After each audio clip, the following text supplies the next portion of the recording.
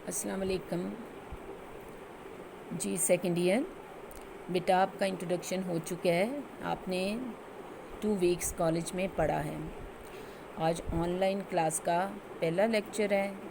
आप आदी हैं इस चीज़ के, आपको पता है कि किस तरह से आपने किताब सामने रख के उसके मुताबिक लेक्चर को सुनना है और उसको समझना है।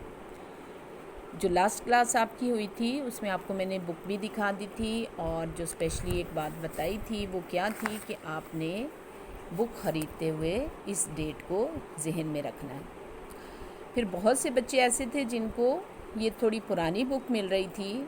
आपको क्लियरली मैंने बता दिया था कि इसका कोई इतना सीरियस इशू नहीं है, सवाए इसके कि आप मेहनत थोड़ी करें और अपनी बुक के जितने भी फिगर्स आपके पास लिखे हुए मिलेंगे उनको अप टू डेट कर लें। आपको मैंने एक टेस्ट दिया हुआ था जो नहीं हो सका।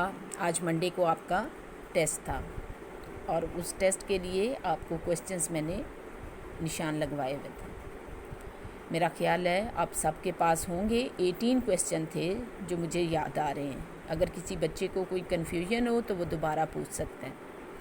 आज वो 18 क्वेश्चन ज़्यादा हो जाएंगे क्योंकि ये हमारा पहले वाला टॉपिक था। आज हम इसमें देखेंगे कि कौमी आमदनी, जिसकी हमने तारीफ़ें पढ़ी हैं, जिसके हमने मुख्तलिफ़ तसव्वुरात देखे हैं, उसकी पैमाइश कैसे हो सकती है।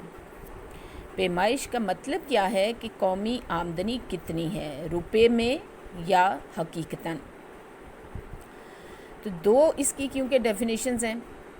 एक ये है, ये जो ऊपर नज़र आ रहा है आपको, हकीकी कौमी आमदनी और ज़री कौमी आमदनी। हकीकी का मतलब अशिया व खिदमात की कितनी मिकदार पैदा हुई है, अशिया कितनी हैं, खिदमात कितनी हैं। और ज़री का मतलब है कि इन तमाम अशिया को जब ज़र की शक्ल में नापा जाएगा तो ज़र की यानी रुपए की शक्ल में कौमी आमदनी कितनी है। तो इसी के मुताबिक पैमाइश के तरीके बनते हैं। पैदावार का मजमुआ, आमदनियों का मजमुआ और कुल खर्च का मजमुआ। आपने इनकी डेफिनेशन याद कर लेनी है। पैदावार सिंपल डेफिनेशन, अशिया खिदमात का मजमुआ जो किसी मुल्क के लोग एक साल के दौरान अपने मुल्क में पैदा करते हैं। अशिया और खिदमात ये पैदावार का मजमुआ है।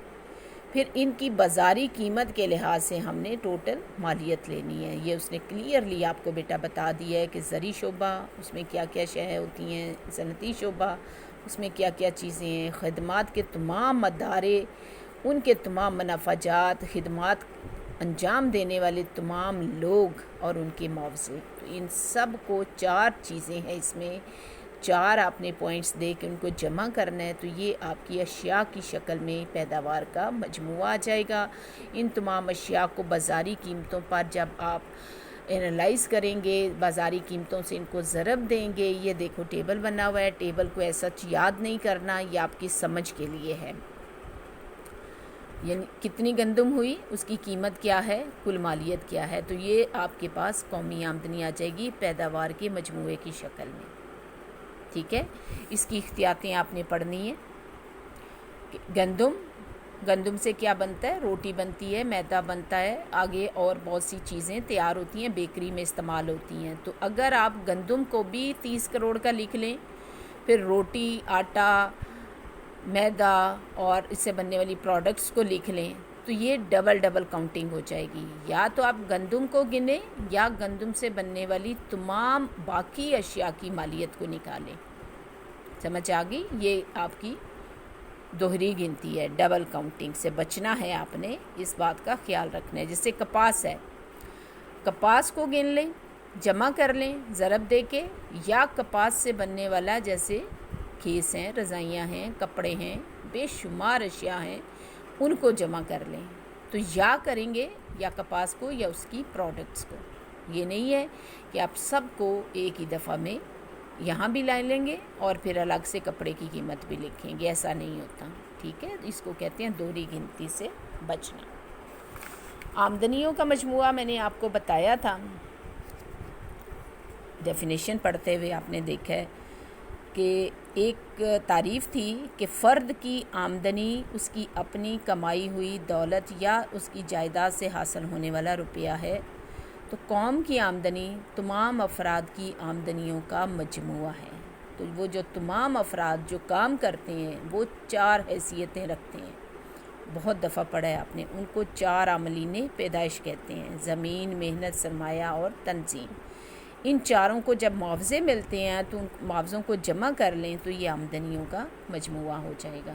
یہ چاروں کے معاوضے ہیں: لگان، اجرت، سود اور منافع جات. اس میں پھر آ گیا کہ کیا کیا احتیاطیں کرنی ہیں. اس میں امپورٹنٹ چیز انتقالی ادائیگیاں. ایک شخص جو منافع کما رہا ہے وہ اس کی آمدنی ہے. وہ اپنا منافع اگر کسی مزدور کو کسی اپنی خوشی سے دے دے، اس کو کسی ایمرجنسی کے لیے دے دے، تو یہ تو اس کے منافع میں جمع ہو چکا ہے. اب اس میں سے دوبارہ وہ مزدور کے اجرت میں شامل نہیں ہوگا. مزدور کی اپنی اجرت جمع ہوگی، اس کو ملنے والا اس کی طرف سے جو ہیلپ ہے وہ اس میں شامل نہیں ہوگا. پھر آ گیا کل خرچ کا طریقہ. کہتے ہیں کہ جو اشیاء بنتی ہیں وہ ساری کی ساری خرچ کر لی جاتی ہیں. تو جب وہ اشیاء خرچ کر دی جاتی ہیں، اچھا اس کو میں دوبارہ کنٹینیو کرتی ہوں، میں یہاں پہ اس کو سٹاپ کرنے لگی ہوں.